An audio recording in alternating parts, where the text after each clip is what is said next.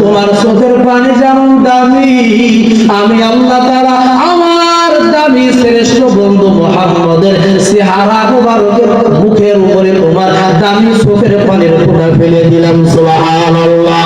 আমার নবীর ঘুম ভেঙে যায়। আমার নবী বলে, আবু বকর রে, চোখের মধ্যে পানি কেন? আবু বকর বলে, ইয়া রাসূলুল্লাহ, ওই যে দেখেন ওয়াক্ত থেকে সাপ আমার দংশন করেছে। হে আবু বকর, কোনো কথা বলো নাই কেন? ওগো নবী, আপনি এখানে আমার গরুর উপরে মাথা রেখে ঘুমিয়ে গেলেন, আপনার ঘুম ভাঙবো না। আমি আবু বকরের জীবন চলে যাবে, আমি আবু বকর শহীদ, আমি আবু বকর জীবন দিয়ে দেব, তারপরেও আপনার তৃপ্তির ঘুম আমি ভাঙাইতে পারি না। সুবহানাল্লাহ। শুধু তাই নয়, আবু বকর একবার আমার নবীর ডান পাশে যায়, আবার বাম পাশে যায়, আবার ডান পাশে যায়, আবার বাম পাশে যায়। আমার নবী ডাকতে বলে, ও আবু বকর, আপনি এমন কেন করেন? রাতের অন্ধকারে আপনি একবার ডাইনে যান, বামে যান, এমন কেন করেন আবু বকর? আবু বকর ডাকতে বলে, ইয়া রাসূলুল্লাহ, এই গভীর রজনীতে আপনার সফর সাথী আমি আবু বকর হইয়া সামনে যখন রওনা করি, মাঝে মধ্যে আমার মন বলে, আমার ভিতর থেকে ডাক দিয়ে বলে যে ডান দিক থেকে কোনো কাফের বেঈমান আমার নবীর গায়ে তীরের আঘাত মারবে কিনা, তীর ছুঁড়ে মারবে কিনা, ওইটা ঠেকাইবার জন্য আমি আবু বকর ডাকিয়ে চলে যাই। আবার আমার যখন মন চায় সামনে থেকে কেউ তীর ছুঁড়ে মারবে কিনা, আমি তখন সামনে চলে যাই। এইভাবে চতুর্পাশে বারবার ঘুরতে থাকি আর আপনার সঙ্গে চলতে থাকি।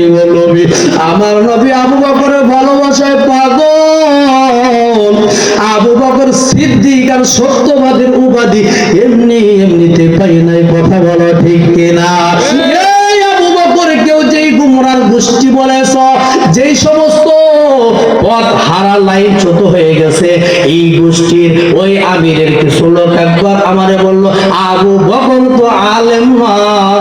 আমি তাদেরকে বুঝাইতে চাই, আবু বকর যেই ঘোড়ার উপর উটের উপর সওয়ার করেছে, তার পায়ের ওই ঘোড়ার উটের পায়ের যে একটা ধুলার সমান্তর 14 গোষ্ঠীর হবে না, ঠিক না? ও বন্ধু, বলতেছিলাম সূরা নূরের 52 নম্বর আয়াত থেকে আলোচনা। 1 নম্বর হলো মাইয়িতুল্লাহ, 1 নম্বর আনুগত্য করব আল্লাহর, 2 নম্বর আনুগত্যর সিস্টেম পদ্ধতি শিক্ষা দেবেন কে? ওয়া রাসূলুহু, নবীর আনুগত্য করবা, তার কারণ নবী তোমার পদ্ধতি শিক্ষা দেবে। দুনিয়ার মধ্যে নবী নাই, কে শিক্ষা দেবে? আলেম ওলামা শিক্ষা দেবে। এবং বন্ধুরা আমার, আলেম ওলামাদের পক্ষ অবলম্বন যারা করি তারা নসিবওয়ালা, খোঁজ নসিবওয়ালা। বলে কেমন কয়রা? হাদিস শোনায়, কোনো গল্প নয়।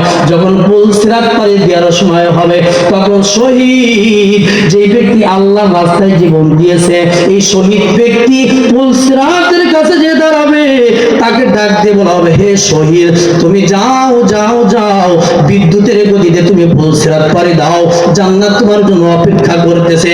কিন্তু আলেম ওলামা যখন পুলসিরাতের কাছে যাইবে, তখন সঙ্গে সঙ্গে তাদেরকে থামিয়ে দেওয়া হবে, বলা হবে, ইফ হাহুনা ওয়াসফা লিমান শিতা।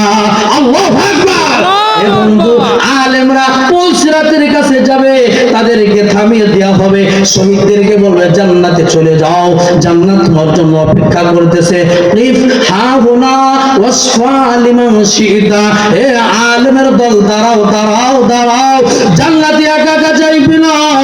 দুনিয়া থেকে তোমাদেরকে যারা মহব্বত করতো, তোমাদেরকে আল্লাহর জন্য ভালোবাসতো, মান আহাব্বালিল্লাহ, আল্লাহকে পাওয়ার জন্য তোমাদেরকে যারা ভালোবাসতো, আলেমদেরকে অনুসরণ করতো, আলেমদের সঙ্গে সুসম্পর্ক রেখে চলতো, তখন হাদিসের ভাষায় বলা হয় ওয়াসফা লিমান শিতা, তোমার যাকে ইচ্ছা তাকে সুপারিশ করে জান্নাতে নিয়ে যাও। বলে বলেন সুবহানাল্লাহ। বলা হবে তোমার যাকে খুশি তাকে নিয়ে জান্নাতে যাও। যারা দুনিয়াতে আলেমদেরকে ভালোবাসে, এবার বলো, এই আলেমকে যখন অনুমতি দেওয়া হবে, যাকে ইচ্ছা তাকে নিয়ে জান্নাতে যাও, আলেম প্রেমী যারা ছিল তাদের রাইখা জান্নাতে যাবে না? অপশন তো দেওয়াই হলো, যাকে ইচ্ছা তোমার মন চায় তাকে নিয়ে যাও। কাকে নেবে? সারা আলেমদেরকে গালিগালাজ করছে আর বিরুদ্ধাচরণ করছে, এর বিরুদ্ধে অবস্থান করছে, এদেরকে